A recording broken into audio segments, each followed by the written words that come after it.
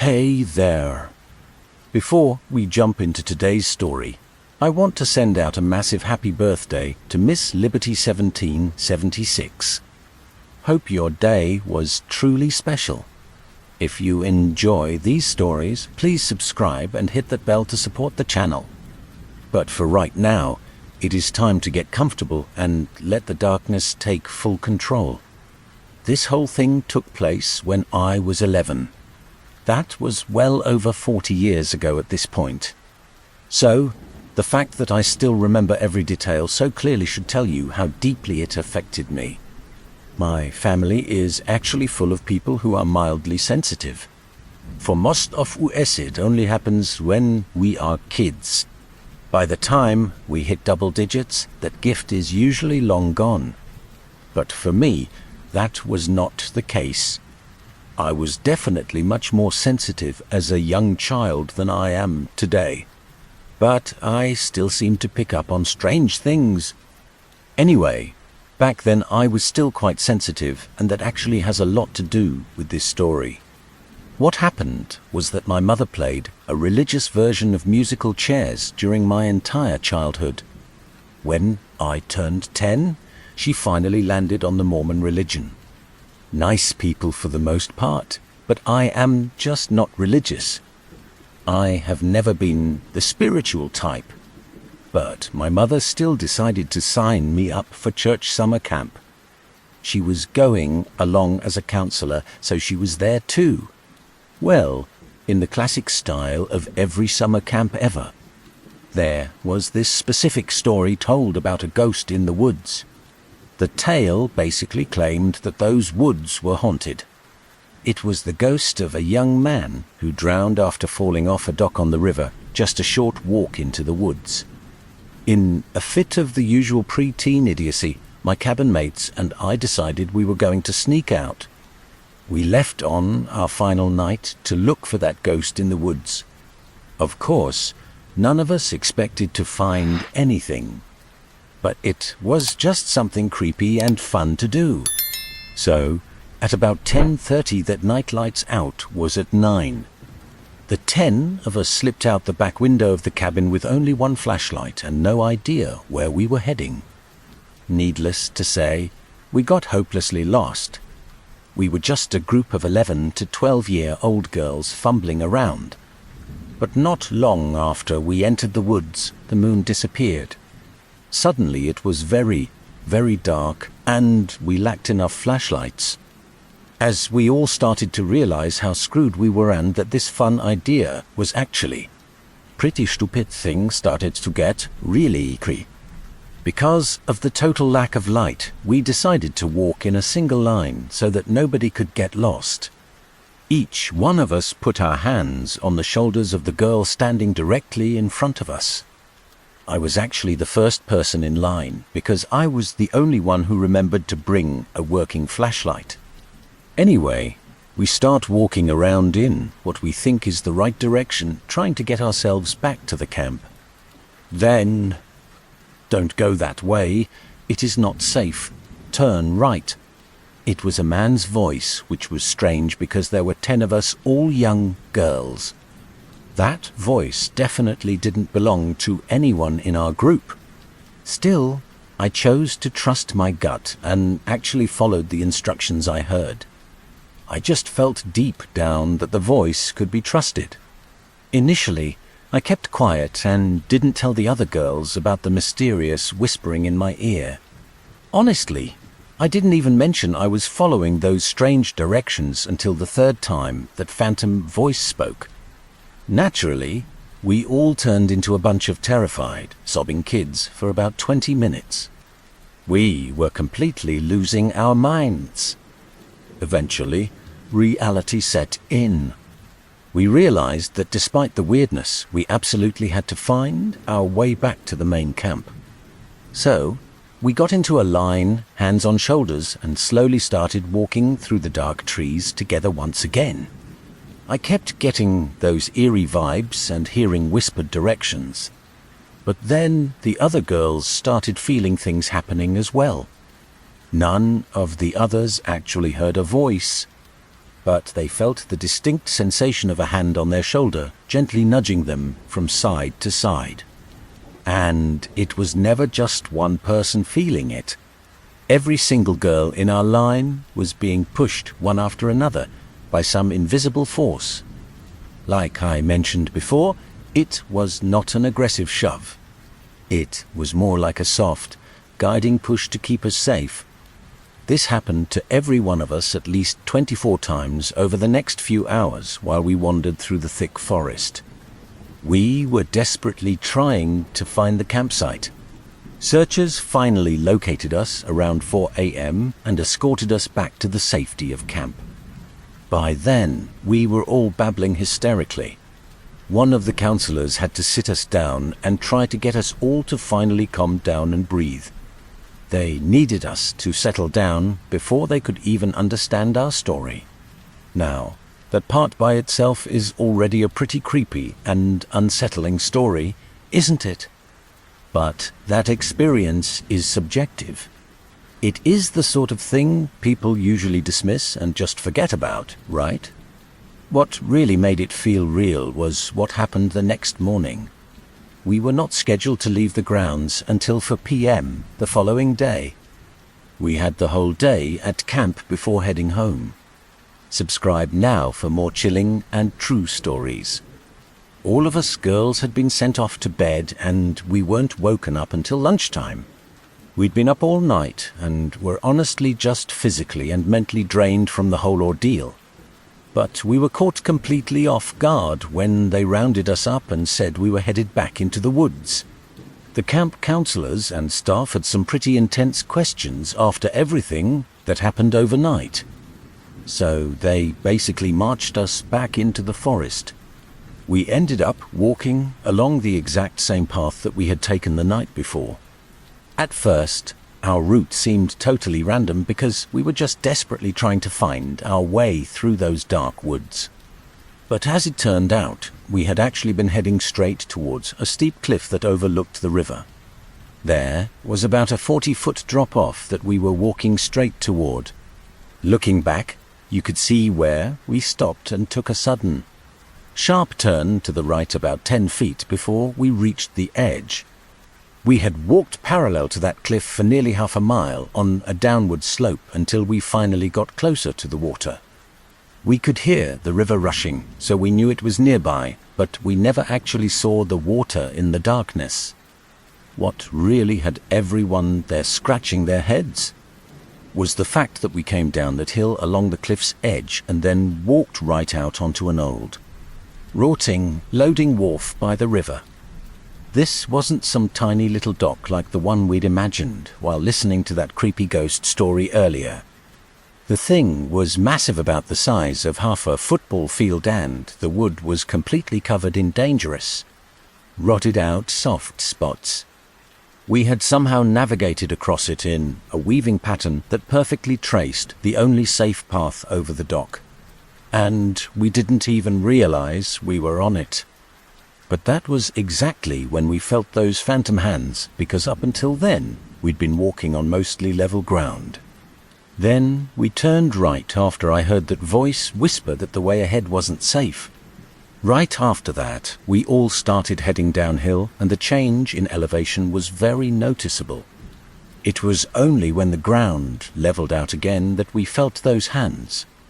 That would have been the exact moment we were crossing the dock. Those hands literally kept us alive and guided us across the dock safely. We walked nearly 150 feet of rotten wood, and not one of us girls so much as tripped or stumbled once. But in the daylight, you could clearly see the scuffed trail along the dock where we'd walked. It wasn't even close to being a straight line. Most of the camp counselors didn't believe we'd encountered a ghost, let alone that a spirit had guided us and saved our lives that night. I think my mom was actually the only person there who kind of believed our story. They all just claimed we were incredibly lucky and said they were going to let our parents decide what our final punishment would be after they finished informing everyone about our little midnight adventure in the woods. That's pretty much the end of it. I never went back and never saw those other girls again, mainly because none of them attended the same church that I did. That's not my only ghost story, but it's easily one of the strangest things that ever happened. Be sure to subscribe for more. This all took place years ago when I was just a teenager, during a long drive through a very remote part of the northern Maine woods. My mother and I were taking a back highway that cut through miles and miles of dense timberland. It definitely wasn't the kind of road people would use unless they absolutely had to. The small logging towns were hours apart and for long stretches. There was nothing but the thick forest pressing in on both sides of us. That night, the weather took a turn for the worse. The rain started coming down in heavy sheets. The temperature dropped sharply. To it was cold enough that a thick mist began hanging low over the soaked ground. The trees along the highway were tall spruce and pine, packed so tightly together that our headlights could barely reach past the first line of trunks. For nearly 40 miles, we hadn't seen another single car. About halfway between two tiny towns, the road curved slightly and began running alongside an old, overgrown logging trail that just vanished into the dark woods. A narrow creek ran somewhere out there, too. I remember hearing the water later when we rolled the window down. But at the time, all I could actually see was the forest and rain. Then I caught sight of someone standing right at the edge of the road. At first, I thought it was just a trick of the light or a sign, but as we got closer, the figure became much clearer. It was a man standing right on the shoulder, maybe only a foot away from the asphalt. He was angled toward the road like he was about to step right out in front of our car. My stomach dropped instantly. The man was wearing a dark green canvas jacket that looked completely soaked through, along with muddy jeans tucked into some heavy work boots. The clothes looked incredibly old, like something a logger would wear, and they hung stiffly on his body as the rain poured down. He wasn't moving at all. As we pulled closer, the headlights fully illuminated his face. That was the moment I realized something was horribly, terribly wrong. The entire left side of the man's face looked like it had been destroyed. Not just bruised or cut, but completely ruined. The skin looked torn and crushed, almost as if he had been dragged for miles across the rough pavement. One side of his jaw was hanging at a wrong angle, and there was dark blood soaking into the collar of his jacket. Even the left side of his chest looked flat and mangled under the fabric. The only thing I could even compare it to was fresh roadkill. But the strangest part wasn't just the extent of his injuries. It was his blank expression. He wasn't panicking or waving for help. He didn't even react to our truck barreling toward him in the rain. He was just standing there, staring at us completely blank. His eyes tracked our truck as we passed, like he was watching us from a massive distance. For a split second, our headlights caught him in full view. I clearly remember the rain hitting his face. Rainwater was washing through the blood on the mangled side of his head as we drove right past him. I twisted my body around to keep looking through the back window, but the road shoulder was now empty. A cold wave of panic crawled up my spine. Did you see that guy? I immediately asked my mom. She took a moment to answer and then whispered, "Yeah." We both slowed the car down for a bit. We were looking in the mirrors, fully expecting to see someone stumble onto the dark road behind us. But there was no one there. My mom has actually ridden motorcycles for most of her life. After a few minutes, she said something that made the situation worse. She said those injuries looked fatal. They looked exactly like what happens in a high-speed bike crash, like being thrown across rough pavement. We spent years searching for any fatal accident reports on that road, but we never found a single thing. I live in central Ontario, Canada. 3 years ago, during the summer, I had taken a job opportunity. I worked in a small town up north in Muskoka. The town was quaint and surrounded by deep woods. I worked in town during the day, and at night I would leave work to stay at the cottage. It was owned by my boss. The cottage I stayed in was shared by the owner and 3 others. We were surrounded by thick forests with only a few other cottages scattered sporadically around the secluded area. The property had the main cottage perched up on a rock face with a very large set of stairs. These stairs led down to the lower part of the property, which sat right along the local lake shore. On the lower section of the property, there was a boathouse with a small sauna built nearby. We worked long days from sunrise until dusk and would often use the sauna as a place to unwind. Since the sauna sat right in front of the lake, it was amazing to get real warm and toasty. Then I would walk into the lake to cool off before jumping right back into the heat again. One night, after a long day of work, I arrived back at the cottage at around 11 p.m. Feeling much more stiff and sore than usual, I decided it would be a perfect night for the sauna. I asked the guys I was staying with if they wanted to join me, but there were no takers. They decided to stay in and have a few drinks that night instead. That was no problem for me. I still wanted to go and take a solo trip down there.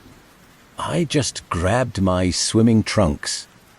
I headed out and walked down the large flight of stairs, passing the boathouse to the sauna. I turned the heater on and took a seat on the bench to unwind in the intense heat. After about 10 minutes of heat and steam from stoking the rocks, it was finally time to cool off. I opened the door to the sauna and the warm light from the lamp was illuminating my way. I walked down toward the pitch-black lake, and as I approached, I slowly waded into the water. When I reached about knee level in the water, I was suddenly startled by a loud whistling sound. I stopped dead in my tracks, body tingling with goosebumps as I scanned the area for any movement. But there was nothing but trees and darkness, with just a faint glow of light from the sauna. My mind was searching for logical answers. I assumed it was probably a local animal or a prank. Perhaps one of my roommates was trying to scare me. I brushed it off and whistled back once. Almost immediately after I stopped whistling, I heard the exact same tone whistling right back to me. It came from the dark tree line, and I thought to myself that couldn't possibly be an animal. It perfectly copied my tone and rhythm. So I chalked it up to being one of my roommates. I whistled in a more sporadic and bizarre way this time, just to see if it would copy me.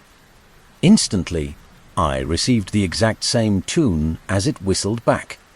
Not a single beat was ever missed. This time, it was much closer than before. A spine-chilling cold washed over me as I panicked. I ran inside and asked if anyone heard that whistling. Subscribe if you love these true scary stories. Every single person insisted know that they had actually been seated right there the entire time. Right then, a heavy and suffocating silence settled over the entire room. Looking back, the most terrifying and paranormal event I have ever lived through happened because I was unaware that you should never whistle outside after dark. However, after scouring the web for some answers, I finally understand exactly why it is such a bad idea. This creepy tale links back to a chilling encounter and the looming shadow of war from my homeland in the Western Balkans. I first heard this story from an elderly relative whose cousin was among the brave soldiers who faced the Austro-Hungarian soldier named Johann. The account traces back to World War I and is documented in the handwritten journal of a Serbian officer who served in that troop. That fragile old journal is kept safe today inside a local museum located somewhere in Western Serbia.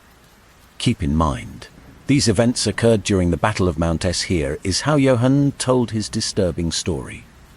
We were pushing forward from the Drina, dragging our heavy howitzer cannons up a steep ridge that the locals call the Eagle Nest. Once we hit the peak, we could see the wide meadows stretching out below, which meant that villagers were definitely close by. Our command post was positioned right at the edge of a clearing where massive turkey oaks provided some relief from the hot August sun. I was looking for my friend Franz, who was hauling a sack of potatoes toward the field kitchen when I suddenly heard a soft hump in the distance. In that instant, the first artillery shell crashed into our camp, landing right where the horses and the draft oxen were tied up. The Serbian scouts had zeroed in on us. The second shell exploded right next to the command tent. I have no memory of the third blast. I think it hit right next to me, throwing my body into a nearby creek. When I woke up, it was dark. My head was throbbing from a bad concussion, and I had absolutely no sense of direction or any way to find my squad. The only things I could hear were the hooting of a night owl and the wind whispering through the dark treetops. I have no idea how long I walked along that stream until I spotted a dark shape huddled next to a large white stone. It was an old Serbian watermill with a roof covered in thick moss. I could not hear the sound of the millstone spinning. The place looked like it had been deserted since the Ottoman days. Inside, a stone bed sat right across from the door with a millstone nearby. A tiny three-legged stool stood by the remains of what looked like an old, dusty campsite. The wooden rafters were quite low, and I cursed myself for not climbing up there to sleep. Instead, I built a fire on the dirt floor. I must have drifted off, partly because of the intense physical pain and partly from the hypnotic sound of the wood fire crackling. It was well past midnight when I jerked awake and opened one eye. I thought I saw a dark figure poking at the glowing embers. When I opened both eyes, I saw a young woman with jet black hair, wearing a strange black military coat I did not recognize, staring into the flames. I could not see her feet at all because she was crouching very low to the ground. I sat up slowly, but she ignored me completely, just staring into the fire. My gut told me that something was very, very wrong. I grabbed a broken piece of a chair and acted like I was tending the fire, waiting until the tip of the wood turned glowing red. Then, without any warning, I thrust the glowing wood under her coat. She leapt back, revealing hairy goat legs and black hooves. She made a sound that was a mix of a baby crying and hysterical laughter, then bolted from the mill, shouting curses in my own tongue. Once I finally regained my composure, I bolted out the door too, scrambling up the hillside to get away from that mill and the creek.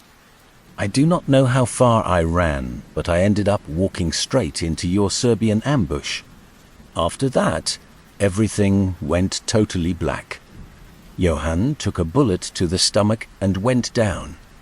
He was later moved to a Serbian field hospital where he recovered and was traded as a prisoner. That medical ward is exactly where he first shared this unbelievable and creepy story. This all happened just this past week. I took my son and his buddy for a planned 3-day trek along the Laurel Highlands Trail in Pennsylvania. This was actually their very first overnight hiking trip, so all of us were feeling pretty excited. We reached our first overnight shelter right before the sun went down. We started a fire in the fireplace that sat in front of the 3 walled huts. There were no other hikers out on the trail that evening, and nobody else had booked a spot at this specific campsite. So, we set up camp, finished our dinner, and the boys put on some music while we were getting ready to sleep for the night. That was exactly when I heard it for the first time, coming from at least several hundred yards away. There was a loud, sharp knocking sound, like someone was slamming a heavy branch against a solid tree trunk. The second knock was much closer, and my son heard that one clearly. The hair on my neck stood up as I listened. The boys eventually fell into a deep sleep, and I could hear them snoring lightly. But that strange knocking sound just would not stop, whether it was 5 minutes or 10 between each bang. I eventually heard what sounded like a small tree being shaken near our camp boundary. At that exact moment, I used my powerful flashlight to scan the woods in every direction. But I didn't see a single thing out there. Just as I finally started to relax and drift off to sleep, the whole thing began once more. It was that same rhythmic pattern, but now it was further down the ridge. I shifted my weight so I could watch both sides of the chimney. One of the boys moved in his sleep, his pad rustling against the floor. This spooked something behind our shelter, and I heard it bolt away into the dark. Once more, my light didn't catch it. This happened twice more as the night dragged on. I didn't sleep a wink until the horizon started to get light. When my son's friend's alarm finally went off, he claimed in his daze that he saw the dark shape of a person standing right by our fireplace. But when he reached for his light, the figure had already vanished. He had fallen fast asleep before the very first knock and had absolutely no clue what had been happening all through the night. I've heard raccoons smashing fresh water clams against rocks before, but for the life of me, I cannot explain those specific heavy sounds. My very first thought was Bigfoot. After all, there are stories and sightings in this part of Pennsylvania that go back for centuries. I am trying to stay rational here. I just know that something primal deep inside me was triggered when that first knock sounded out.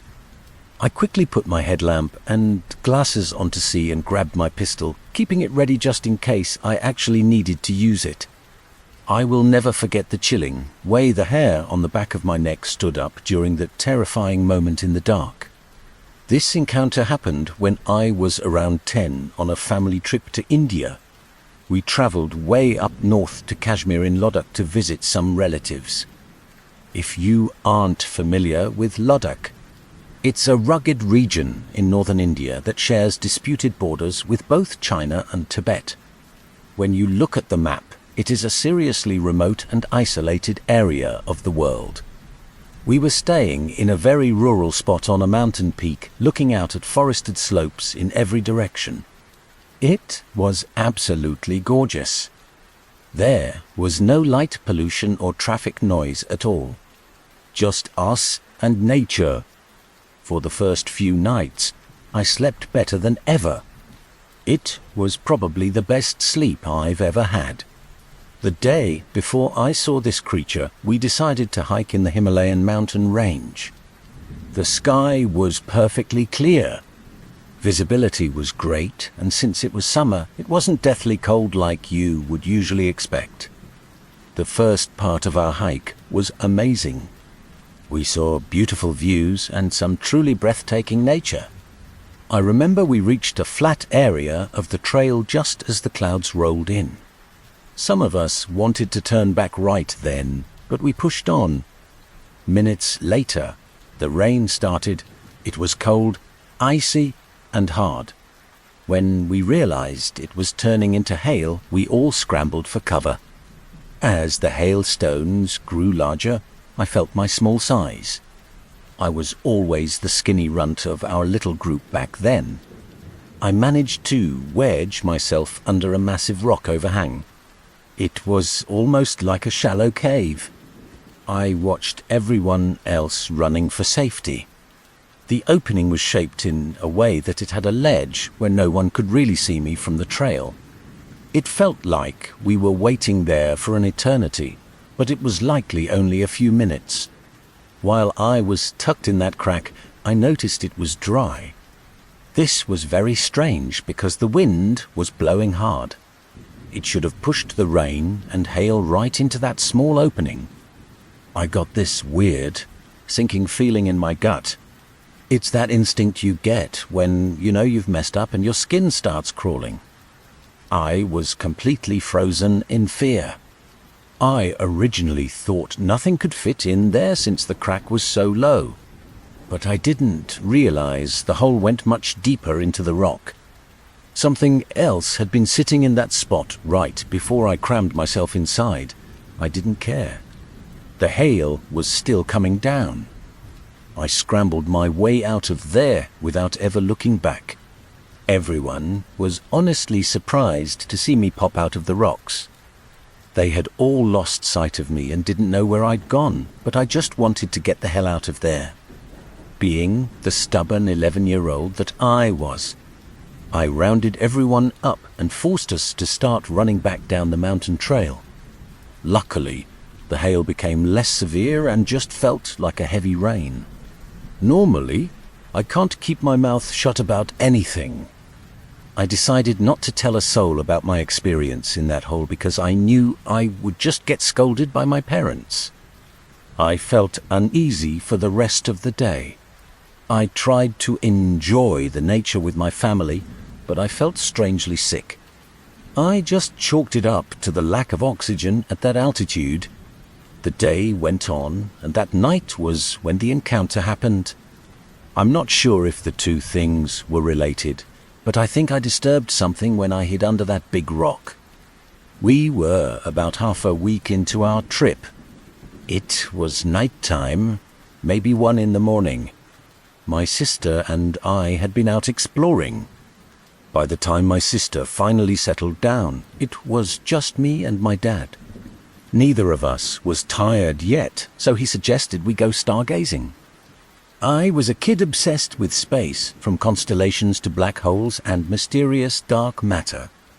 I loved all of it. But since I grew up in the city, the light pollution was always way too thick. Stargazing was rare for us.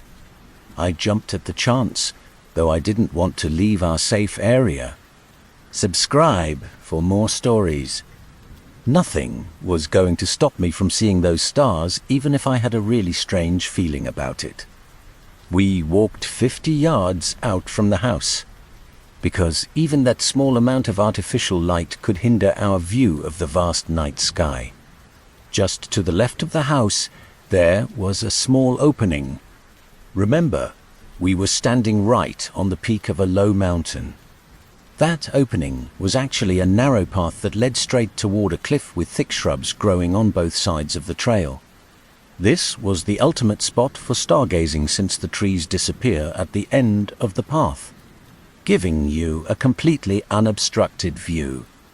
Those bushes on either side worked perfectly to block out any stray light from behind us. So, naturally, that is exactly where we headed. I just thought he was being an overprotective parent, worried I might get rabies from a wild stray dog in the middle of nowhere. I turned around to say something to him, but the words died in my throat when I saw the expression on his face. The night was dead silent. No wind, no crickets, which felt very eerie. Just the sound of gravel crunching under my feet and my dad's boots. His skin looked pale and ashen. He was clearly uneasy, maybe even terrified. I had never seen my father look that way before. That is when I got scared, too. He simply sighed, "Do not pet that thing." I was so busy trying to count every constellation I recognized that I didn't even notice the heavy silence that had suddenly settled over us. I slowly looked back at it, the hair on my arms standing up as I watched it back away into the dark bushes. By then, we were about 1.5 yards away from the actual drop-off, and we never went any closer for safety reasons. Those eyes never moved from mine. That is the part I remember so vividly. I remember the next part so clearly. My dad had his flashlight clicked on so we could see where we were stepping near the edge. It never once broke eye contact with me. Its gaze didn't dart around like a scared or aggressive animal usually does.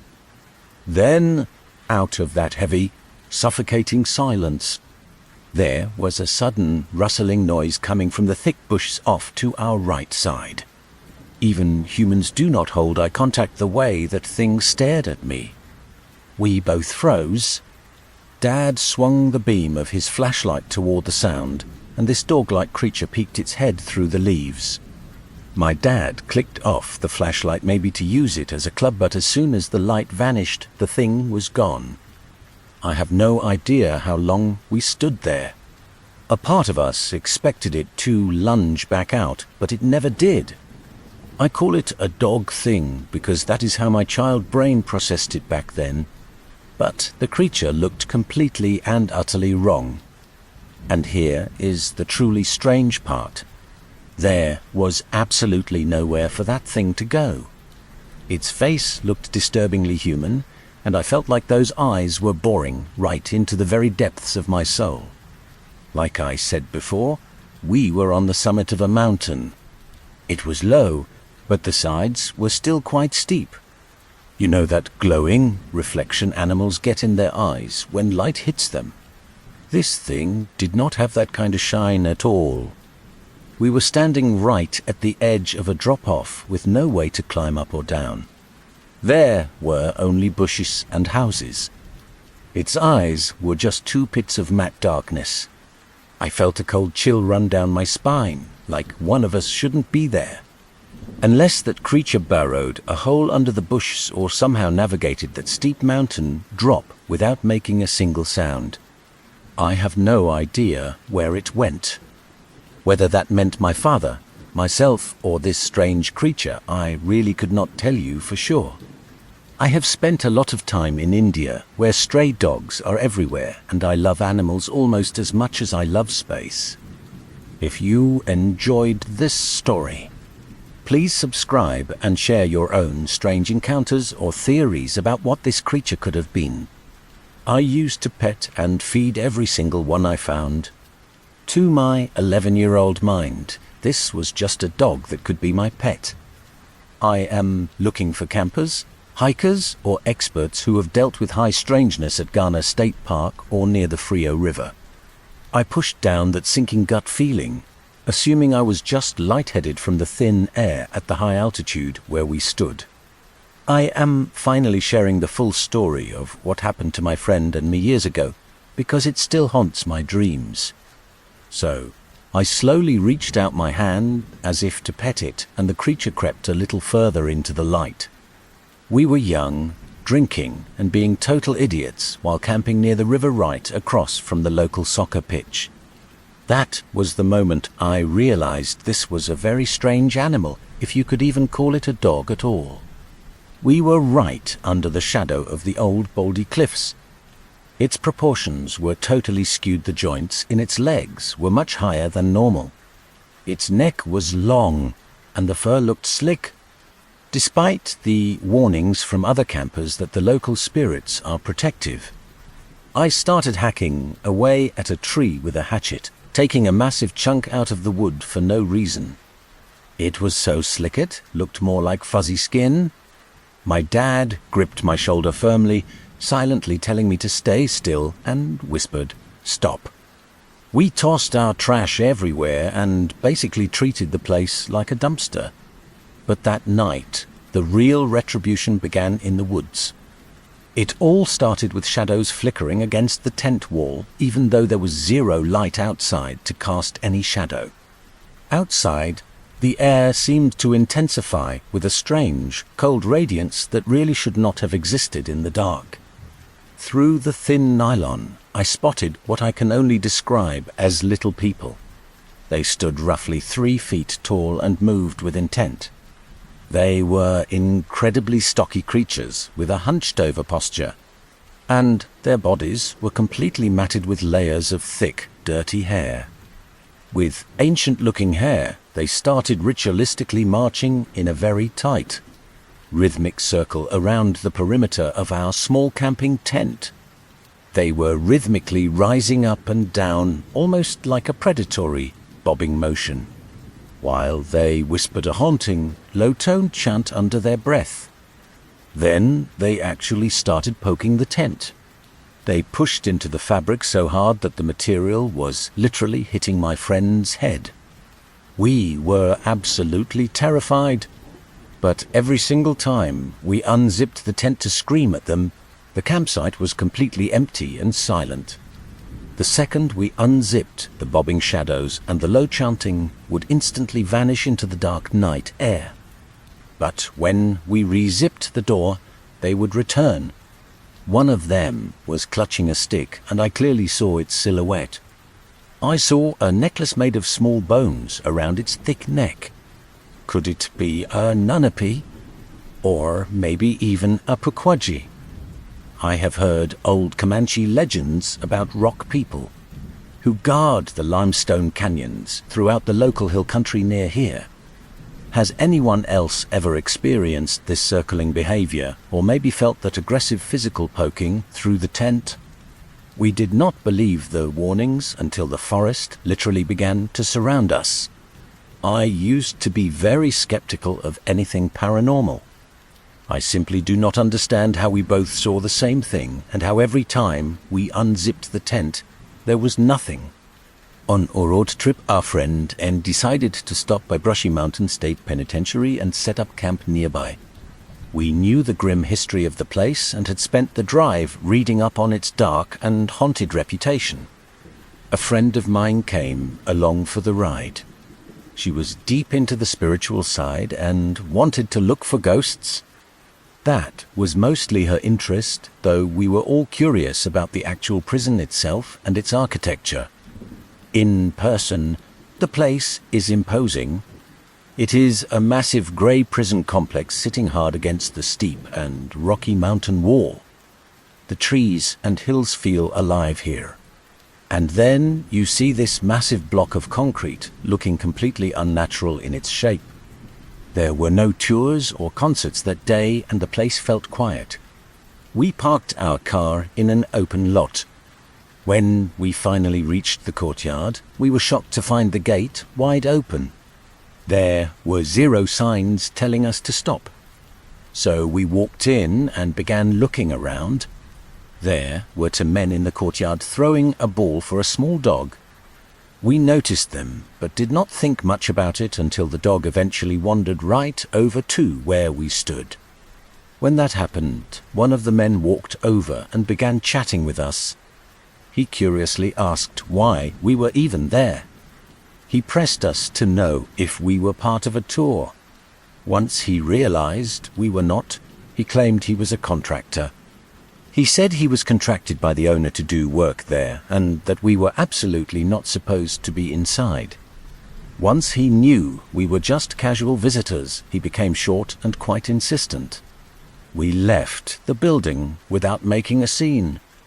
We stayed at the prison grounds and kept walking around. My friend noted how strange the encounter felt to her. Someone on official business would not be working with a dog loose in the courtyard, but we did not dwell on it. Not long after that, a white crossover vehicle pulled into the lot and drove right up on top of our position. There was a woman and a kid inside. She got out and immediately began pushing us towards the main parking exit. She said her man had just spoken to us and that we were not allowed there. We still decided to leave. As we did, the woman followed us out and shut the parking lot gate securely behind us as we drove away. Outside the site, we checked the rules and knew we could legally be there. That night, we decided to return. While standing by the car, we spotted a truck driving very slowly the entire length of the road leading to the prison. We were hidden in the dark, so it did not see us and continued slowly back. We whispered and talked it over. If we went on foot around the drive and up the hill first, we could actually look around without being seen. So we climbed the grassy hill, staying in the deep shadows away from the bright parking lot lights and the road. Every few minutes, a bright light swept into the night sky. We figured it was just part of the prison site. A spotlight might be left on for effect. As we moved along the hill, we heard what sounded like a dirt bike. The loud noise bounced off the hills and then suddenly cut out. Soon after, we heard a terrifying, distant screaming. It was distant and fearful, so we stopped and listened. It happened again. We whispered, trying to decide if someone else was there. Perhaps it was just someone on a tour. But as we stood there, we all spotted something moving in the shadows near us. It was a wild pig. We missed it at first, but then it shifted and started trotting directly toward us. Without missing a beat, my friend grabbed both of us and yanked us back. He had dealt with wild pigs before. We scrambled away and sprinted for the car. By then, we just assumed there must be other people lurking around the prison. Between that light scanning the night sky and the roar of a dirt bike, the whole place felt active, like something was happening. So, we drove back inside quite openly, acting like we actually belonged there. As we passed the main road, we spotted the same truck. It was just parked off to the side. There was a kid in the back messing with a flashlight, pointing the beam at the sky. The man stood behind the truck running a loud chainsaw, while the woman sat nearby in her white crossover, keeping watch on the road. She pulled out fast to block our path, rolled her window down, and immediately started threatening to call the local police on us. My friend tried to explain we had checked the visiting hours. She claimed to know the owner but refused to give a name or number. We took off again. Once we were safely back on the road, we decided to call the local police. The officers told us we were legally allowed to be there, but they advised us not to go back that night for our safety. We never did find out what those strange people were actually doing. On its own, no single event would have meant much. Any specific part of that night could have been explained away easily, but when you put it all together, it felt truly bizarre. That experience really stayed with us. Later, my boyfriend and I went for a walk around 2 a.m. under the light of a full moon. We wanted to smoke along this old, abandoned railroad trail where a massive train collision happened way back in the 1800s. So many people died tragically there. We had been walking for roughly 30 minutes when we finally reached a clearing. We stumbled upon a house, which was extremely weird since we were deep in the woods. It was a very old, weathered building. The entire structure was made of wood, inside and out, but there was absolutely nothing left inside the rooms at all. No furniture, no television, no bookcases, nothing. I told him it felt incredibly weird, almost like the whole place had been staged. My boyfriend mentioned it reminded him of those old mountaineering cabins. However, right next to the house stood a massive metal garage. We did not see any cars or signs of life. As we looked around, I suddenly got this sinking feeling we shouldn't be there. I felt like we were total intruders. As we stood there, the sharp smell of alcohol suddenly became incredibly strong all around us. This happened after we had already been there for a few minutes. It smelled like an old drunk man was yelling right in our faces. The hair on the back of my neck literally stood up and I got chills. That smell was just so intense and overwhelming. Both of us were suddenly feeling very dizzy. He grabbed my hand and we bolted about 20 feet back down the wooded path. We heard what sounded like a gun being racked. Even my boyfriend said it sounded like someone had kicked open a heavy wooden door. Every time we stopped, that smell would slowly start creeping back. I honestly wonder if it was a spirit trying to protect his privacy. There was no logical reason for a house to be that far out. We might return during the day, but we took many twists. We went through so many turns and up random private property trails. Honestly, I think we may never actually find that house again. Even if it actually exists, it could have been some kind of weird rift in time, showing us an old-fashioned railroad tender. Or maybe it was a ghost who was just a heavy drinker and refused to leave.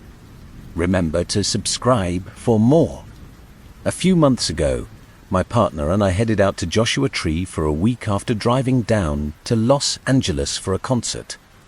We have visited Joshua Tree several times now, so we are definitely not strangers to the realities of desert life.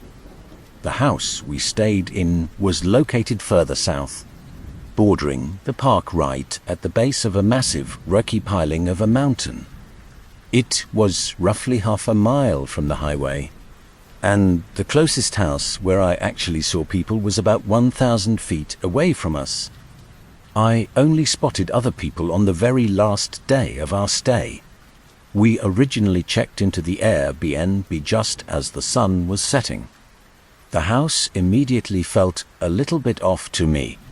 We unpacked our things, and neither of us said a single word at first. But as the clock hit 10 p.m., the entire vibe in the house shifted from weird to just bad. I mean, genuinely scary and bad. We both felt like someone was watching us, and the air just felt heavy. We eventually went to bed, and when we woke up, everything felt fine. So, we went about our day and returned to the house just as the sun began to set. I started getting busy making some dinner. 10 p.m. hits and that heavy vibe returns. I could not sleep this time, so my partner went to bed while I stayed up writing. I was just scrolling on my phone. Then, around 3 a.m., I heard whistling. It was not just some little whistles from the wind. I am talking about at least 6 seconds worth of a melody whistled by human lips. It was coming from right outside the living room. I tested the volume of the whistle and realized it must have been close, but looking out at the sand, there were 0 footprints.